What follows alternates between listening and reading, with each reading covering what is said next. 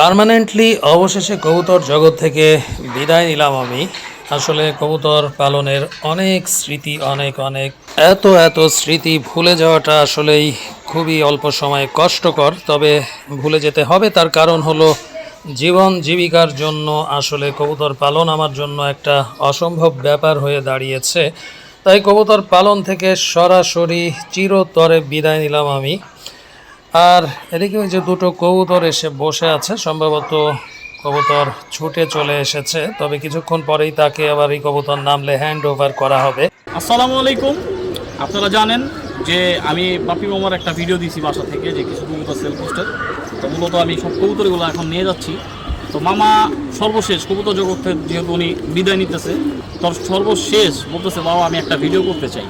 তো মামা সকলের উদ্দেশ্যে কিছু বলতে চায়, তো মামা বলেন কি বলতে চান। আসসালামু আলাইকুম। আমার যারা ভিডিও নিয়মিত দেখছেন তারা মোটামুটি আমাকে সবাই চিনেন। আর আমার পাশে যে আছে মিরাজ পিজিয়নের ওনার, আপনারা ওকে অনেকেই মিরাজ নামে জানেন, আবার অনেকে শাওন নামেও চিনেন, কিন্তু আসলে হচ্ছে শাওন আমার খুব ক্লোজ ভাগিনা।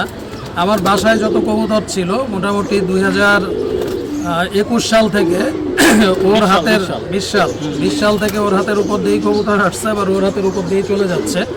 আমি গত 13ই এপ্রিল রমজানে একটা ভিডিও ছাড়ছিলাম আপনাদের জন্য যে আমি হয়তো আর কবুতর পালতে পারবো না, কিন্তু অনেকেই তখন আপনারা আমাকে অনেকেই মেসেঞ্জারে নক দিচ্ছেন যে ভাই কবুতর পালাটা ছেড়ে দেন না। আমি আসলে এই 1.5-2 মাস অনেক চেষ্টা করলাম, কিন্তু আসলে আমার ব্যবসা বাণিজ্যে আমি এত পরিমাণে ব্যস্ত হয়ে গেছি যে কবুতর দেখার কেউ নাই।